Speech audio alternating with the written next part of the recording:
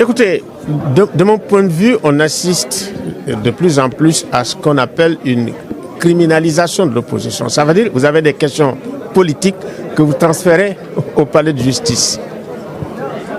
Ça crée des problèmes. Les problèmes politiques, écoutez, doivent avoir une solution politique, mais pas une solution judiciaire. Et il me semble aussi l'appel qu'on doit faire et au pouvoir et à l'opposition, c'est vraiment de garder le sang-froid, de garder le calme et d'apaiser. Ça veut dire que nous voulons un débat substantiel. Et le débat substantiel, ça doit venir des acteurs politiques. Le débat substantiel doit venir des médias. C'est extrêmement important. Et ça doit venir de la société civile. Donc il faut qu'en tant que citoyen, qu'on puisse exiger un débat qui nous permette demain peut-être de faire des choix sur des offres politiques. Moi-même, je ne suis pas d'accord sur la notion d'offre politique. En réalité, on doit aller vers des élections sur la base de la demande sociale. Qu'est-ce que les gens veulent? Mais aujourd'hui, on part sur, voilà, je vous offre quelque chose qui même me suive.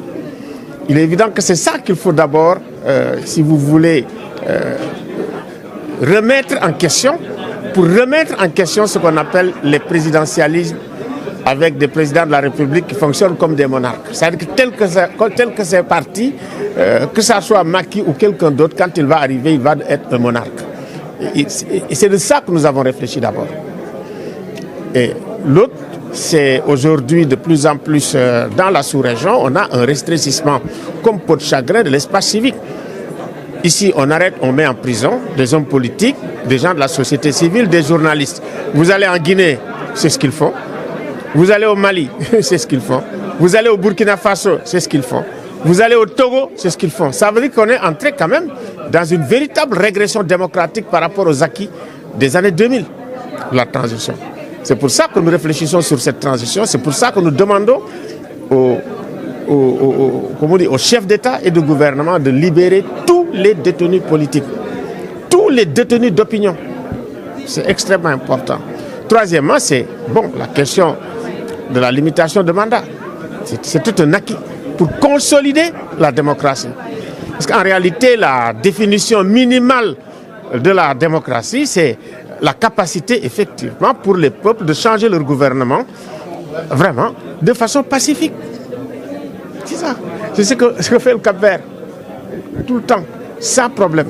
Donc il nous faut revenir à cette définition élémentaire qui permet aux démocraties de respirer et de mettre un terme à des tensions, à des violences et à des menaces également sur la cohésion sociale.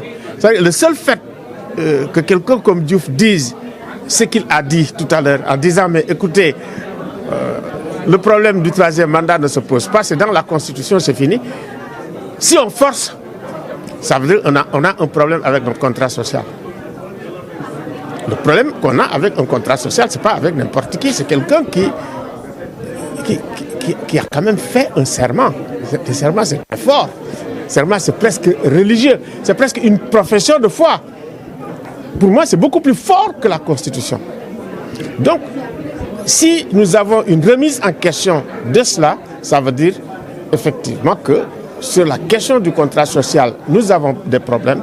Il faut qu'on le discute et qu'on essaye de trouver par le débat démocratique des solutions démocratiques et des solutions apaisées. C'est ce que tout le monde demande aujourd'hui. Vous allez chez les religieux, on a été chez eux, ils disent il faut dialoguer.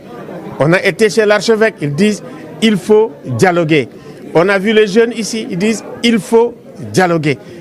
La solution, c'est le dialogue. Il ne faut pas transférer ces dossiers aux juges. Maintenant, c'est aux juges aussi de prendre leurs responsabilités.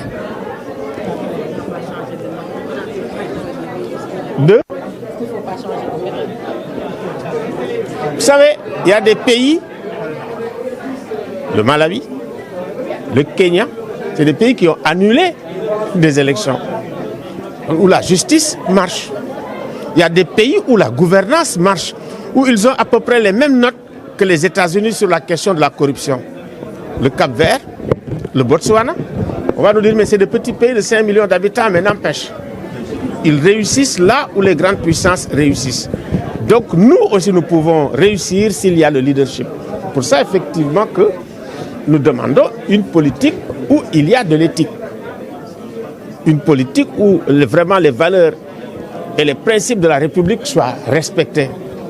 Ça, c'est ce qu'on demande. Où l'état de droit est respecté. Où la sécurité humaine est respectée. C'est ça que nous demandons dans l'appel que nous avons lancé aujourd'hui. Et nous espérons effectivement que l'appel va être entendu. Il est essentiel même que ce soit entendu. Nous n'avons pas d'autre choix que de nous asseoir, de délibérer, de discuter.